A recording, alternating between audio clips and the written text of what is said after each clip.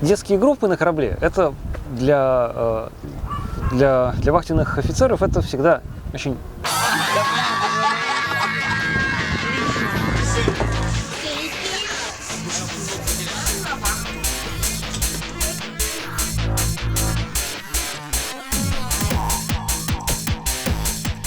очень интересно и приятно. Самым сложным в этом переходе, пожалуй, было понять, почему же дети так громко и радостно кричат. Это Василий Петрович. Я купил его в музее, в общем, теперь он меня любит часто зомбировать. И вот поэтому иногда я могу оказаться под его контролем. Когда мы играем в игры, у нас много, ну, скажем так, инсайда, то есть я пошел, или там, ну... Перчатка в виде чайки. Здесь заскучать просто будет невозможно.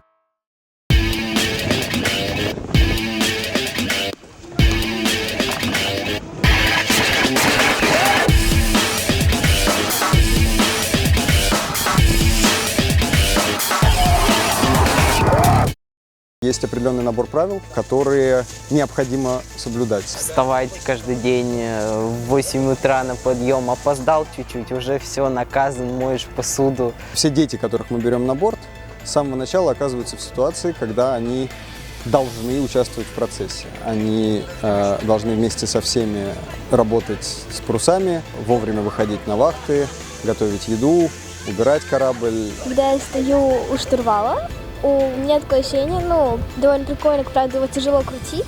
Еще сложно, когда нет ориентиров впереди, ты должен ориентироваться по градусам. Это ощущение очень страшно, потому что ты стоишь, и у тебя ответственность за весь корабль почти. Очень боишься, что ты, например, с курса отойдешь. Не помыл посуду, ты понимаешь, что ты подставляешь других людей.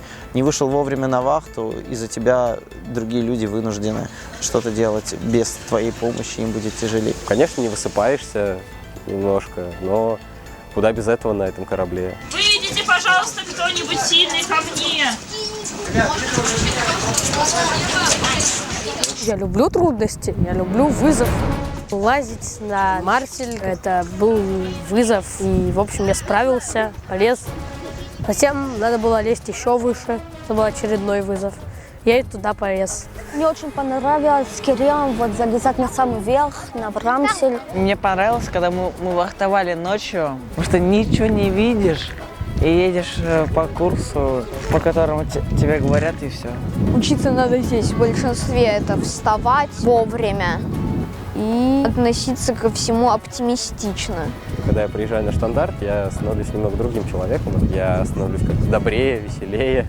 Это они, прошептал вдруг Кали Арарат, хватая за рукав нашего капитана. Это они, три ужасные З. Они постоянно овеществляются, верней, оживотновляются. Мы попали в такой более-менее шторм, то есть в место, где схватились два течения и были высокие волны, шатало корабль, мы плыли очень быстро. Брызги, темно, волны большие. Шли по воде на парусах порядка 5 узлов с попутным ветром.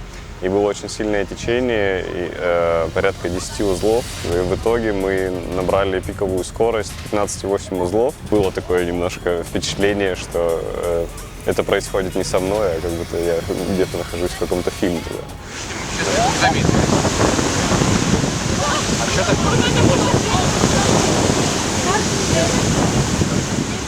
Мне всегда хочется, чтобы за вот эту неделю или 10 дней, как в этот раз, дети перестали утыкаться в экраны своих телефонов и планшетов, начали общаться друг с другом. Все люди на корабле, большинство людей на корабле, это люди из разных стран. Я живу в Англии, но моя мама русская и мой папа американец. И я родился в Германии. Из Израиля. Мы здесь первый раз, я приехала с семьей, с папой и с моей сестрой Машей из Германии. Мы из Москвы, но просто живем в Черногории последние несколько лет. Считайте. Давай. Раз. Я ж потянул. Спину дали. Еще. И... Еще чуть-чуть. Глубину, ребят, давайте. Вначале было так, нам нужно срочно выйти, дергай за вот эту веревочку, потом за вот эту, и вот тут надо быстро помочь. А дальше рассказывается, как устроен рей, какие, собственно, веревки помогают с ним работать. Если ты веревку потянул, чтобы парус, например, висел или вниз пошел, тогда ты должен его как-то закрепить, и ты делаешь 0, 8, 0. Мы выучили алфавит морской. Альфа, Браво, Чарли, Дельта, Эко, Фокстрот. Я выжить вот из Дании хочу по реливно-отливную навигацию. Сегодня обещал рассказать.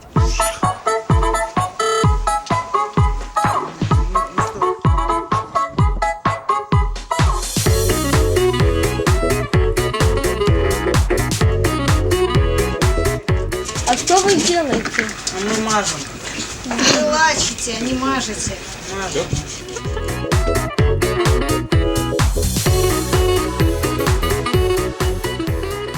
Это папа мне предложил. Он один раз подошел ко мне и сказал такой: хочешь на...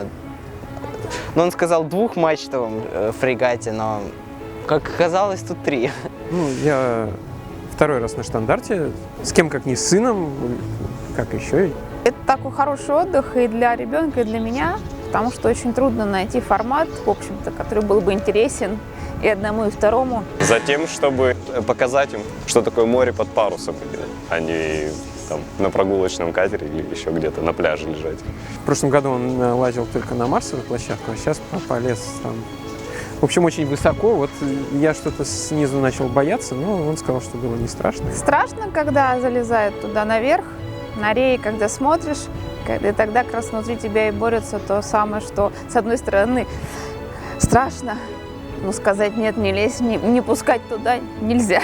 Но мы не можем все время опекать. Тогда он не сможет ничего потом дальше. Из-за того, что все понимают, что море – это опасность, все относятся к этому серьезно, и дети сами начинают относиться к этому серьезнее. На штандарте за неделю дети взрослеют намного больше, чем за годы на суше.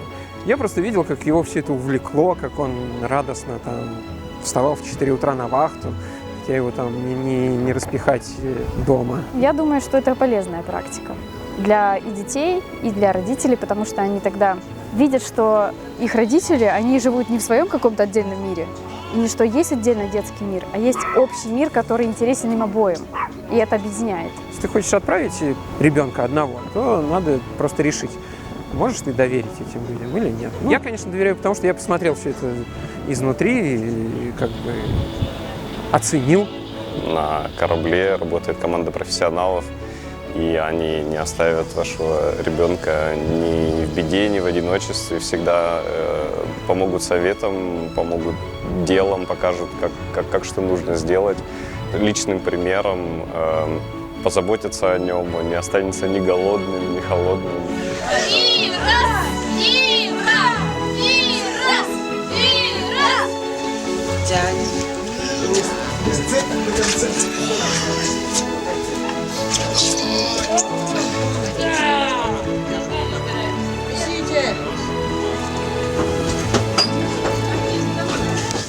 Вымывки вставили? Вставили.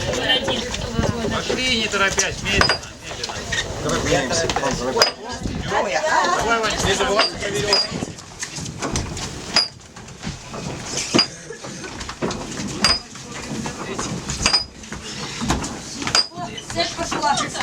Бояться тут, думаю, нечего, потому что вся команда очень профессиональная, все подготовлено для нас специально. Я был флаг с брат Михаил. Он мне помог, когда мне надо была помощь, всегда. Один раз я сказал, я буду ужин сделать, уснул, и потом я разбудился, и совсем нервы были, и он помог. И теперь и ужин был, мы покушали.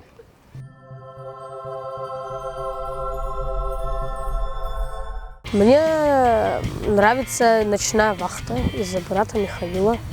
Рулит, я лежу и вдруг слышу лай.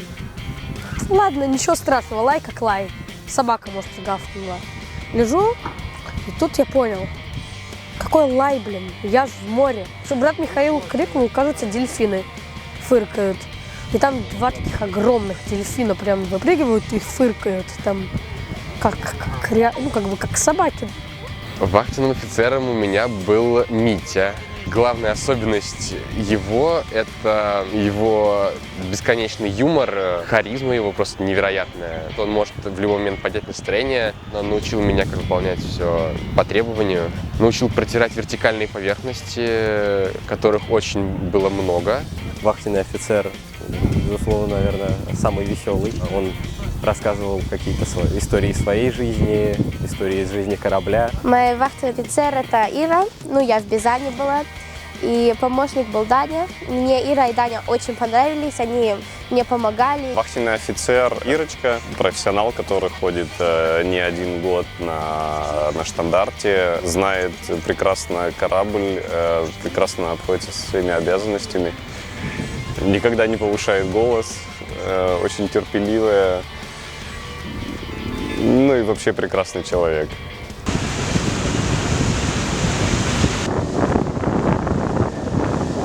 Именно идея с кораблем мне показалась заманчивая. Не у всех вообще такое бывает, что вот ты на паруснике таком большом. Едешь не куда-то, в другое там незнакомое чужое место, а уже даже в какое-то, что-то вроде дома второго. Я бы вообще ездил сюда, наверное, каждый год. Просто сделай это. Все будет хорошо. Даже если ты ничего не знаешь, они тебе научатся, и все будет хорошо. Правда. Просто пойди.